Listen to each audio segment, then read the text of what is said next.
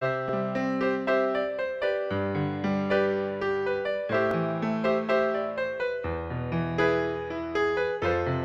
is Living Healthy with Your Health Potential, where we explore your options for better health.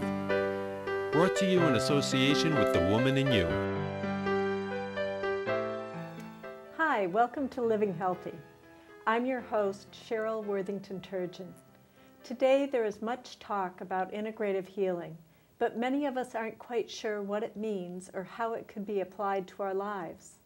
In this episode of Living Healthy, we'll be talking to intuitive spiritual teacher and energy medicine practitioner, Jessica Kozak of The Soul Purpose in Swansea, Massachusetts. A registered Reiki Master-Teacher, Jessica has been doing energy healing for 11 years and is a certified energy medicine practitioner. She also holds certifications in Aromatherapy, Herbalism, and Magnified Healing. Welcome, Jessica. Thank you for having me. Oh, I'm thrilled to have you here. I'd like to start really by understanding what energy medicine is. Mm-hmm. Can you explain? Yeah. It's a bit of a general term, but the way I was trained was in a 3-year training, which they called Healer School. Mm-hmm. We also call it full spectrum healing.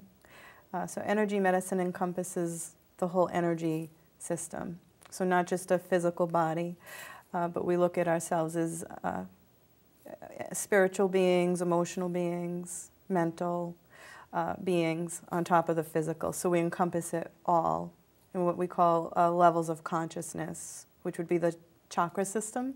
Mm-hmm. So we work with the chakras, we work with the soul. So we work with all those levels of energy. So the medicine, why it's called energy medicine, is because it looks at even the dysfunctions in the body, be it emotional or dis-ease, as we like to call it, be it emotional, mental, physical. We believe it all starts first in the spiritual level and trickles its way down. So we encompass all of those levels when we do that. How does energy healing and energy medicine, how do they differ? They're very similar. Energy healing is more of a broader term. So just kind of encompass Reiki. There's other types of laying on of the hands, healing. All of it would fall under that category of energy healing. Okay. Energy medicine is more, I think the training's a bit more in-depth, in my experience. Mm-hmm. The training's more in-depth. And you mentioned chakras. Mm-hmm. Can you explain just what chakras are and really what the origin of study of it is? Chakra, the word itself is Sanskrit, and it means energy vortex. So it really means a spinning wheel. And it really came back from the Vedic text of India. So they're thousands and thousands of years old that it goes back into history. Out here in the Western world, it kind of seems like a new discovery for a lot of people, but it's not a new discovery. It's just it's rediscovered, and it looks as if each chakra, we have 7 of them that we use here on Earth, and there's a root chakra. It goes up the rainbow spectrum. Mm-hmm. So the root chakra being the densest, red in color, which is more of our primitive instincts. It would be fear, survival. If you're hungry, it's basic survival, like a crocodile. Okay. And it's also about family and tribe. So it's a lot of that tribal, seeking the sacred in things. Those of us who like ceremony, all that is the root chakra. And then the orange would be the sacral center, mm-hmm. which is nurturing, very emotional. It just doesn't have the intelligence of, say, forgiveness. It's just strictly realizing I'm an emotional being. Mm-hmm. It's also where we realize that we have good and bad. It's got the opposite here. Huh. And then you go into the solar plexus, which is yellow. And this is kind of your power center, self-confidence, integrity is here. Mm-hmm. So you can tell if how empowered you are. It kind of hits us here. And then the heart, which is green, that kind of speaks for itself.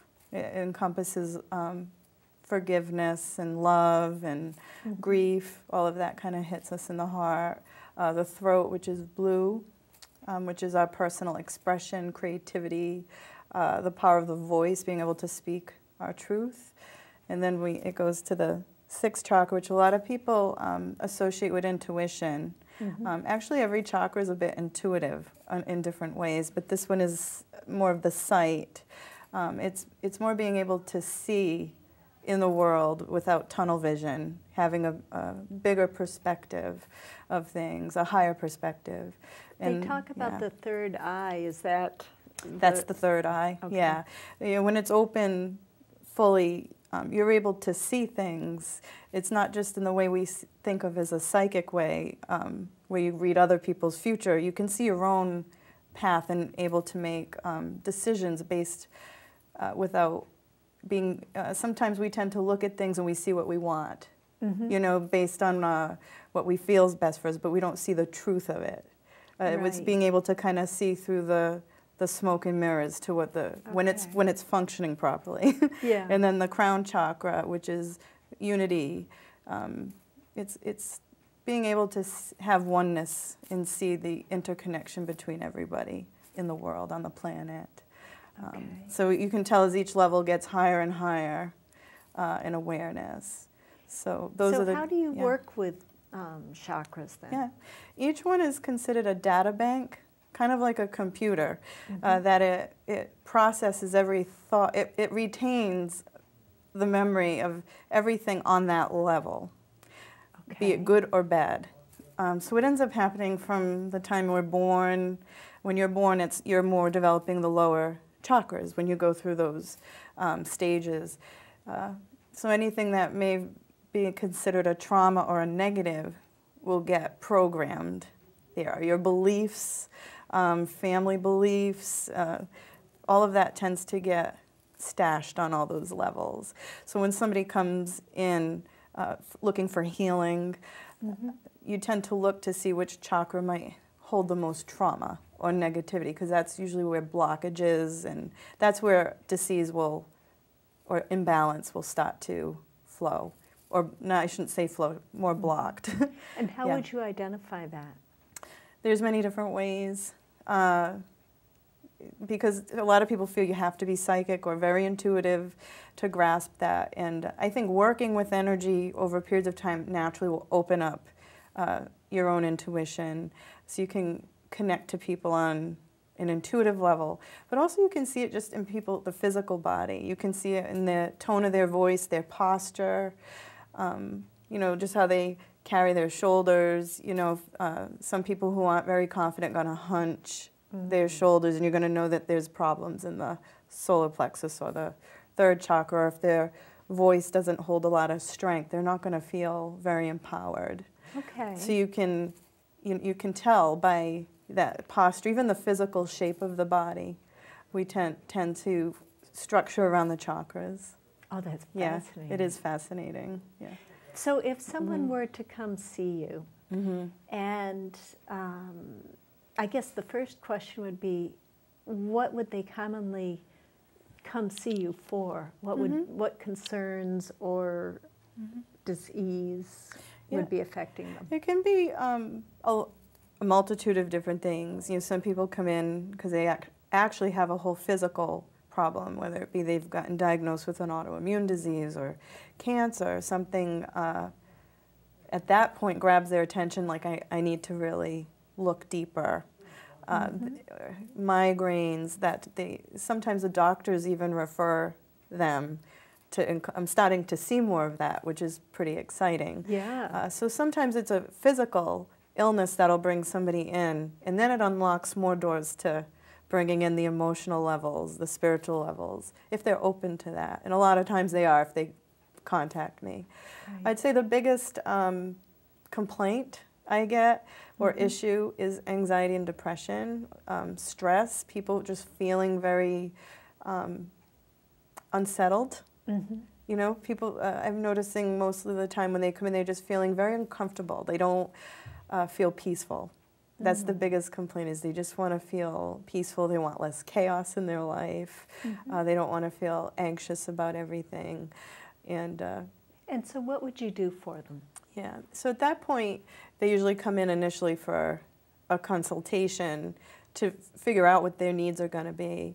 So usually what I do is I integrate healings, energy healings, which is we learned in the Energy Medicine program, along with what I call like energy coaching or soul coaching, soul counseling, to figure out the person's spiritual needs. Because a lot of times they're seeing a psychologist or a licensed practitioner who can help them more on a psychological basis, and some of them are seeing, their primary care physicians who are dealing with them physically, but nobody really takes in the whole container of it all. They don't look at the whole spiritual body is the blueprint that holds the blueprint for the emotional, the mental, and the physical body.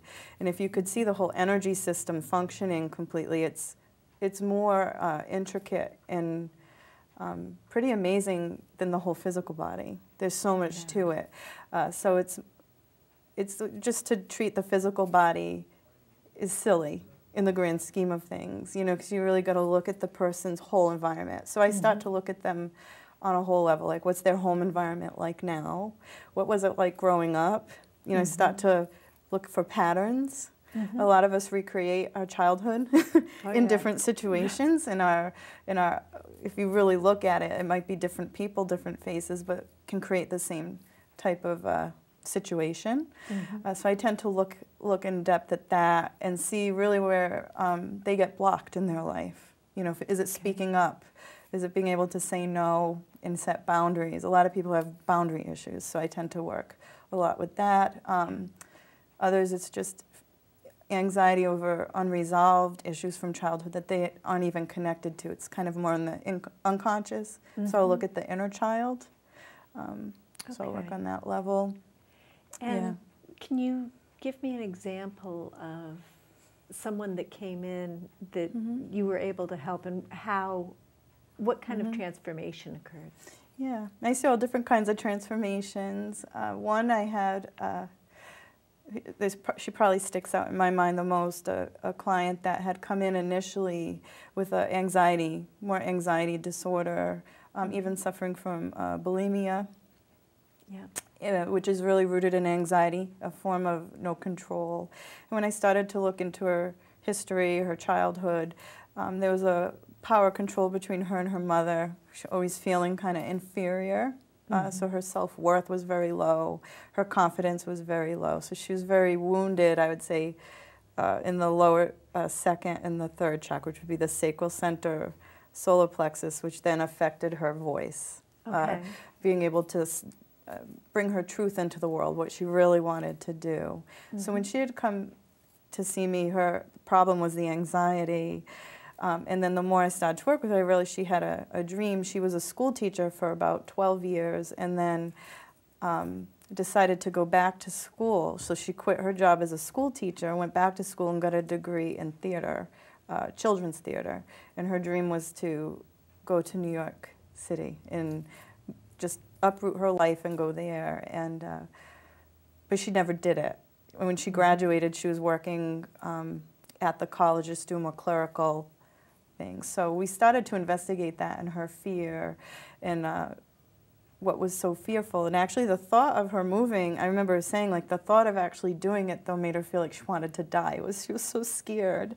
So we started to, through energy healing and the coaching, slowly did steps where she started to first maybe look for jobs, and then she started to visit New York City on her own once a month to get familiar with the city. And if you can tell me, once she started taking some of these steps, what happened? She started to get more empowered. She still had her fears, but I just noticed her starting to step out more, push the envelope a little bit each time. And then what ended up happening, she landed 2 interviews in the city. And one of them was a position in Lincoln Center. And I remember that being a very big deal for her. And she called me and they ended up offering her the position. Wow. But they told her she had to move in 2 weeks. She had to be there in 2 weeks, which means she had to quit her job. She had to uproot really quickly. And she did start to almost want to retract, and Sure. because it's normal when you push through your fears, it's normal to feel like you're going to die. Yeah. To have all the fear come up, and we have to push through. That's how we conquer it. So I did support her through that, and she was afraid of not finding a place to live, and it was almost like the universe lined things up for her. On the bus ride home, she met a woman on the bus who was an older woman, single woman, who offered to have her stay with her until she got on her feet and found a place. So everything lined up for her, and she's been out there a few years, very happy. Oh, that's so that's wonderful. like, for me, it would be a success story, that she was able to accomplish that. But she accomplished it because she kept pushing. She pushed through her fears, and that's the biggest piece when you do this work. Is it's not me doing all the work. It's mostly the client. And what would you suggest to people who are really unfamiliar with energy medicine and want like to where to start to read about it? I can recommend like 2 books, which are my favorite books, that goes in depth about the chakra system. So one would be Anatomy of the Spirit, which is by Carolyn Meese. She gives a real, she's very in-depth about energy medicine, but this book, she even goes deeper, and you can find books after that. But for somebody who doesn't have a lot of knowledge, it's going to give you a real good foundation about it. And then the other book, which is one of my favorites, is Wheels of Life by Anodia Judith. And she's written even books after that that get deeper, but that one's a great foundation. It even gives exercises to try to open yourself up. But when you read it, you'll probably identify with something for each chakra. All of us do. We'll find the good and the bad in us for each chakra. But it's more of seeing which ones stand out, though, that have the most that you might find bad. I hate to use the term bad, but it would be what you would consider negative, where you'd be blocked. And a lot of times you're going to have at least 2 that you're going to be primarily blocked in. Me personally, it was my throat in the second, my sacral center. And that's where I've had to do a lot of my core work. And of course it affects all of them, but those were the 2 I had to do the most work on. So you're working through fears, but the actual healing that you do for a person that's working through the fear is really moving the energy? Moving the energy. It probably should. It's fears. Each chakra, they say, has a demon. So, like the root chakra would be fear. The second chakra is guilt. Okay. Third chakra is shame. And they kind of move up. It's in all the books, too, when you start to read about them. So, those woundings tend to happen around those levels. So when I'm doing energy medicine or healing with somebody, if they're blocked, say it's the heart, the third chakra in the heart, somebody who's blocked in those 2 places tend to become what we call like people pleasers. Okay. They'll get wounded in their power center and then in their heart. So they do so much just to gain approval or to assist everybody, and then they get taken advantage of. And they don't say no. Those are the people who have a hard time saying no. So if I'm going to do healing on them, I'm going to focus on, I'm going to work on all the chakras, because all the chakras have to be in alignment to kind of assist those. But I'll hold my own chakra to the best I can hold it. And it's like kind of having, well, if you had glasses of water and you play one, you start to get it singing, then the one on the side of it, that water will start to move.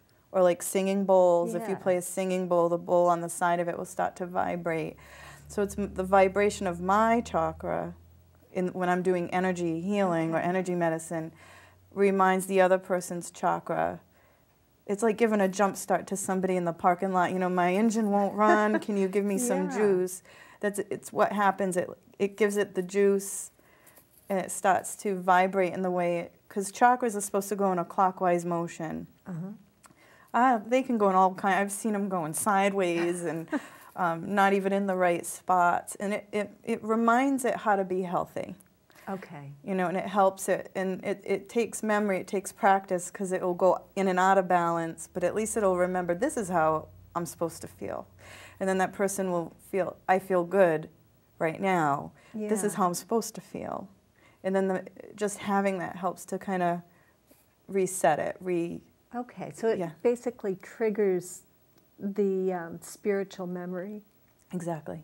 Okay. Yeah, because we are born perfect. What do you feel as a practitioner when you're working with someone? It can be a series of a lot of different things. And for anybody else who works as a practitioner, we all have different abilities and talents. So for me, my primary ability is what I call is being empathic or gaining impressions. So I feel things in my body, but it goes away. Like, I don't hold on to it once the session's over. It's almost like I'll get a feeling in the body, and then I can feel it there, and then the person validates it, and it goes away. So those are what they call like impressions. And I also get that emotionally with the person. And I am somewhat clairvoyant, so I do see things. And I didn't trust it, you know, when I first started off doing this work. I primarily just worked with the impressions and tossed out what I was seeing, thinking, oh, they're going to think I'm crazy, you know. And I started to, as people got comfortable, I got comfortable with the clients, I started to trust myself a little bit more. And so, you know, this is what I saw. And and then they started to validate me. And then I realized, okay, I'm not seeing crazy stuff. It might not make sense to me, but it makes sense to them. Yeah. And so I do work that way as well, now that I trust it. So I'll see things, and sometimes it prompts them to work through an experience or a memory that they've had. Do you have any examples of that? Of seeing things? Sometimes it can be past life stuff. We do store everything. Our higher consciousness doesn't forget anything. Probably working on somebody once, I remembered this would be more of what I would call feeling of an impression. And I didn't know her from, she came in kind of nervous, you know, like, I want to try this. And when I started on her, I couldn't breathe. I felt like I had bricks laying on my chest, and I was like, I had to step away for a minute, and then I realized, okay, I'm okay because it went away. Yeah. That's how you can tell. You step away, it should lift, you know. And if it was me, it would have stayed. Okay. So then I stepped back in, and it came back, and then I said to her, do you feel like you have rocks on your chest at times? Do you have a hard time breathing? I feel like you have a lot of anxiety. And she says, I have severe panic disorder, and I feel all the time like there's an elephant on my chest. And when she said that, I was able to do the whole healing without feeling that anymore. It released, but it was more, at least so it was guiding you. It was guiding me, so I could help her and assist her through it. Yeah. Fascinating. Yeah. So that would be one example. And sometimes, the visions, seeing stuff could be, what was one? I saw a girl, it was like her and I saw an older woman, and they were dancing, and they were in some type of costume, like a dated costume, I guess. So, and normally, like I said, I would be afraid to say something, and but when I mentioned it, one of her fondest memories was dancing with her grandmother. They were Portuguese, and they used to wear the costumes from the old country and dance in like a parade. And it brought back one of her positive childhood memories. So sometimes those things come back to anchor people. They use those as anchors to assist them remembering when they felt positive during childhood. So we don't always focus on all the negatives. So that would be another example. Yeah. And could you tell me a little bit about the training that you had to be able to do this sort of healing? Yes. And I had been working as a Reiki Master-Teacher and Aromatherapist. I had been doing other types of holistic healing prior to going to this school. The school that I attended is out of Medway, Massachusetts, and it's called the Reese Thomas Energy Medicine Institute. And it's 3 years, but some people don't make it. They go only 1 year, they decide they don't want to come back. But you have to go through all 3 years to become an energy medicine practitioner. So each year consists of 3 full weekends. And each weekend, 6 full, did I say 3 or 6? 3. It's 6 full weekends, 3 days. It's a Friday, Saturday, and a Sunday. And each weekend is dedicated to one chakra. The 6th weekend is the 6th and the 7th chakra, the 3rd eye and the crown chakra. And so each year is the same thing, it just builds on, it gets more and more in depth. So it's what I would call a transformational program or self-discovery. So you realize you go in there, they're teaching you a modality, but it's really, you end up having to work through your own stuff. I bet you do. Right, so they kind of call it a mystery school. You have to, that's why a lot of people sometimes don't come back, is it pushes all your stuff to the surface. So you have no choice but to go through your own inner journey, because what they teach is in order to heal or assist others, to be present for another person, you can't be wounded yourself. I mean, we're all, I still always am working, I still have other wounds that always come up, but they make you realize you always have to constantly be looking at yourself and your own agenda and see where you are, to be present so you can assist somebody else and not, because we tend to attract other people to us out of our own wounds. And then then we tend to fall in the other person's wounds, and that's how we form a lot of relationships. So they teach us how to. It doesn't mean that you come out walking on water. You don't. What you leave with is awareness. So you can tell when you're not in your power. You feel it you learn to feel it in your body. You feel uncomfortable. So you just wake up a little more to. Like, wow. And they took a picture when I went in, and I look completely different from the time I went in to the time I graduated. Well, it sounds fascinating, and I really have enjoyed having you on the show. I enjoyed being here. For more information on Jessica Kozak, visit www.the-soul-purpose.com. You can contact her at 774-264-1329 or email her at angelicguidancereadings@gmail.com. You can also find her on Facebook at The Soul Purpose. Thank you for joining us today. I'm your host, Sheryl Worthington Turgeon. We'll see you next time on Living Healthy.